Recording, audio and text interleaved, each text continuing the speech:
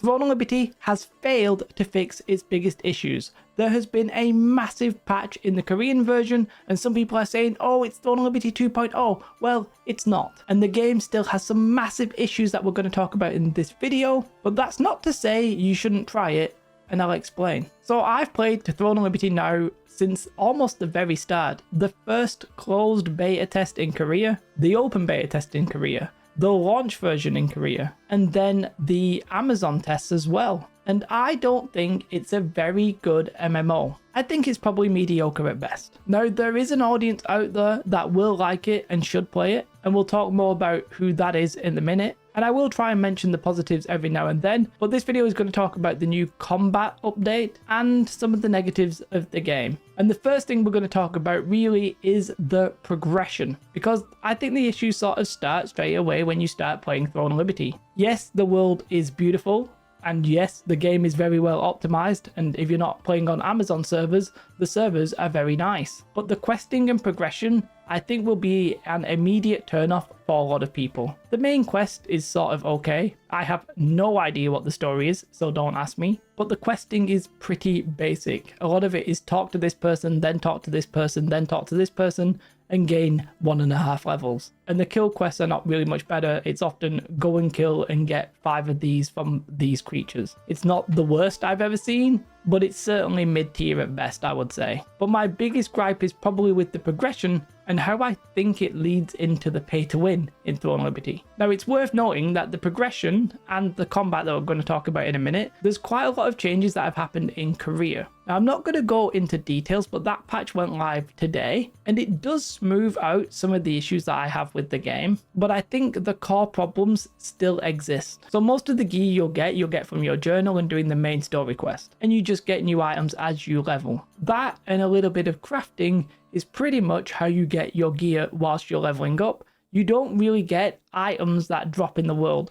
You will, but you won't get very many, and then the chance of you being able to use them is small. So what you'll probably want to do is sell that item and then buy one that you can use, or just save the lucent. A lot of people will not worry about gear that is dropping as they level. The hardcore players will very quickly just get to end game and then start farming the items from there. Because a targeted farm of gearing is really what you want to do at the end game. Whilst you're leveling, the game is giving you a prescribed amount of items that you're expected to have. And anything else, you're not likely going to be getting while leveling. And I just think that that feels very underwhelming. In my journey in the global test that had recently happened, going from level 1 to level 50, I got 2 items in the open world, neither of which were actually for the class that I was playing. And I feel like this kind of progression is not going to be enjoyable for a lot of people. Maybe you're not bothered about that, maybe you are. That's fine. What you then do, by the way, is you level up your greens with this enchanting and these growth stones.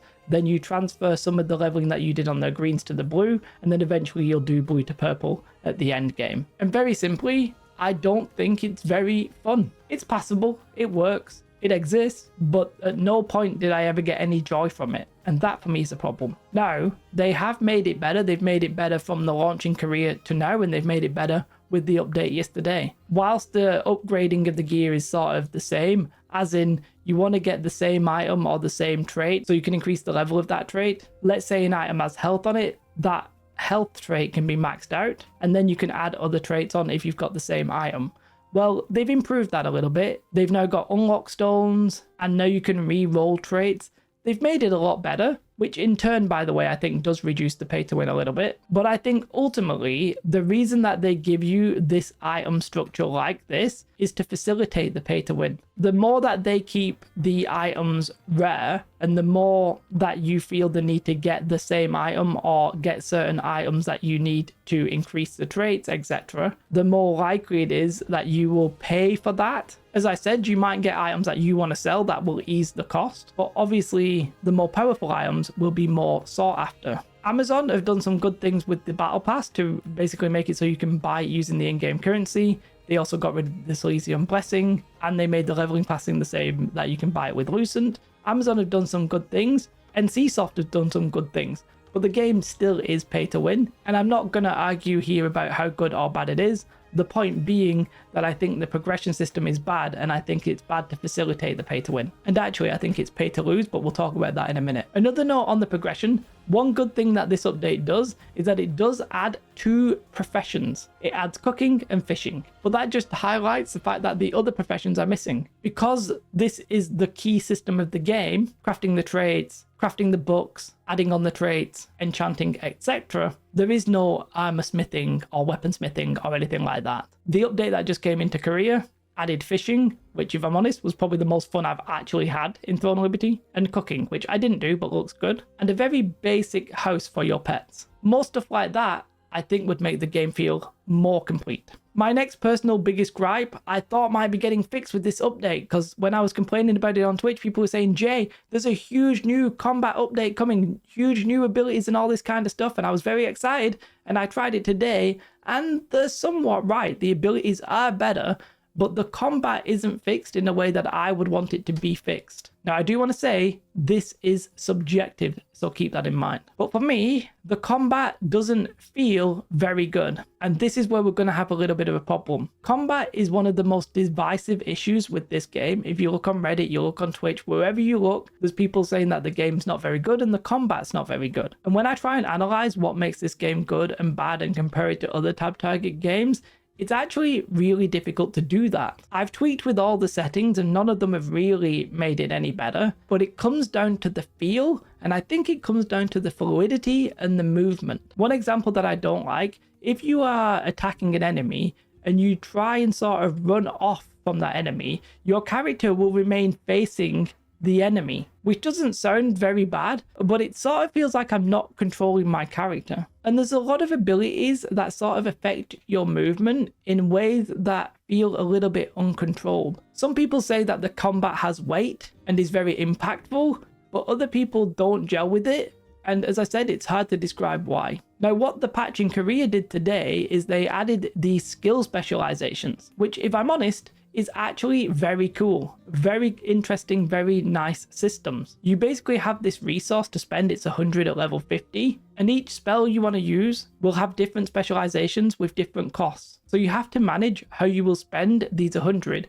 and customize your build in a way that fits you. Maybe you want more damage, maybe you want more movement, maybe you want XYZ. Not only that, the update made some of the spells just better and more interesting. These are positive changes, and let me be fair to NCSoft, this game has progressed massively since when it came out in Korea, and actually massively since beforehand. NCSoft have done amazing work with this game, and I don't want to not give them credit for that. However, I sort of feel like they're building maybe on some quicksand or something like that. The combat core features don't feel great to me. If you like it, enjoy the game, and if you've not tried it, you should. When this game comes out, there's a free-to-play mode. You don't have to buy into the early access. Play that, try it, give it a go. However, for me, there are other issues that I have with the game. One of which is the fact that Throne of Liberty effectively is a guild v guild PvP game. And many of you will be like, I like the sound of that. And again, please try it, please enjoy it. There's no reason I wouldn't want you to have fun.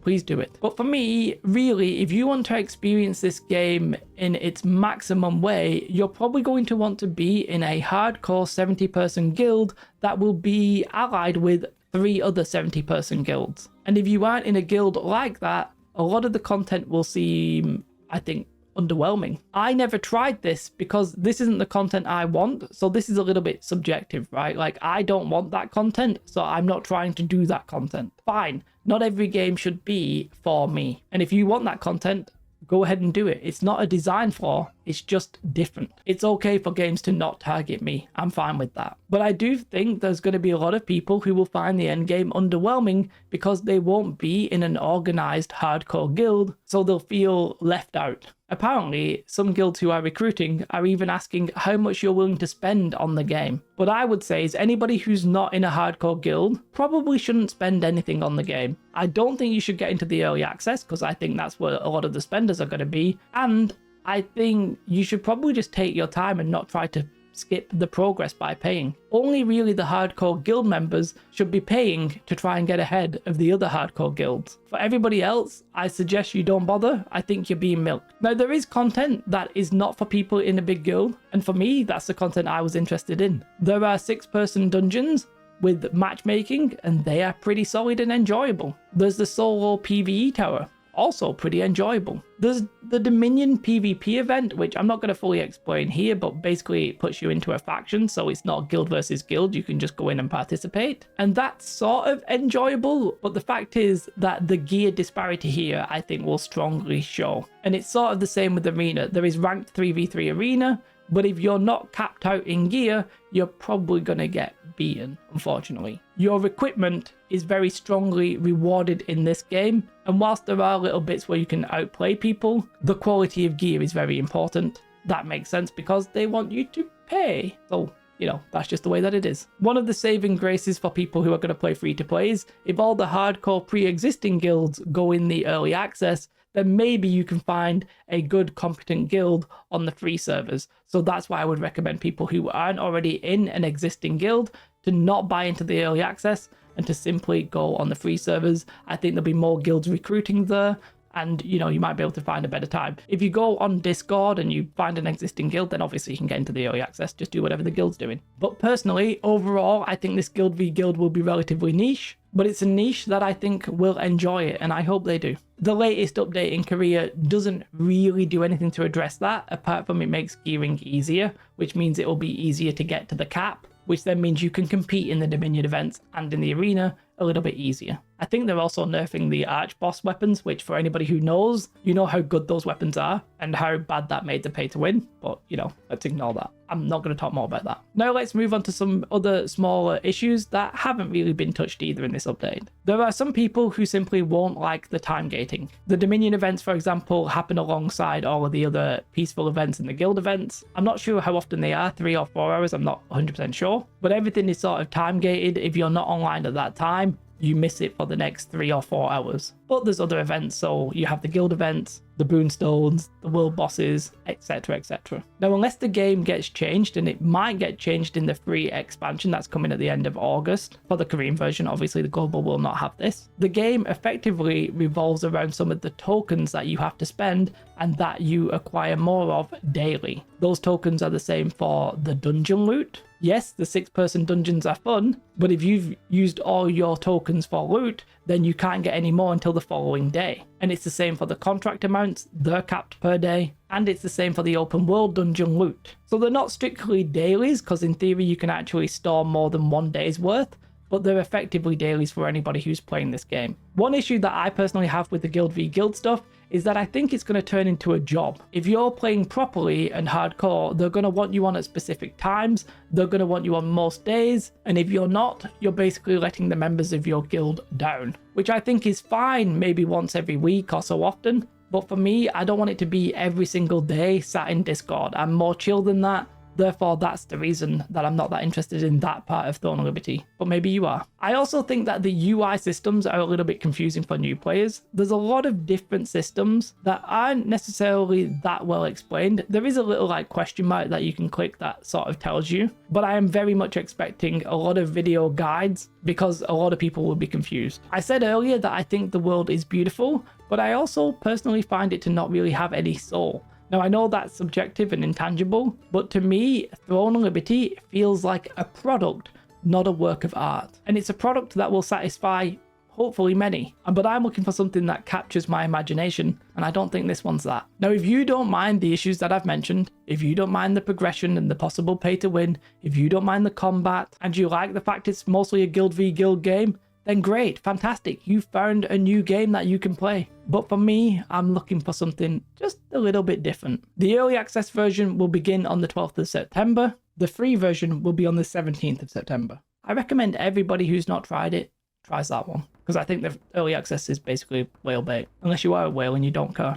In which case, you should watch me on Twitch. I should have had this up. Come and watch me on Twitch. Either way, I won't be playing Throne of Liberty, but that's fine. Big shout out to my Patreons. I really appreciate you guys. Don't get angry with me. If you like Throne of Liberty, great. I'm just talking about the reasons that I don't like it, which is fine. We don't all have to have the same opinion. If we did, things would be boring. So be nice, please, and have fun. Goodbye.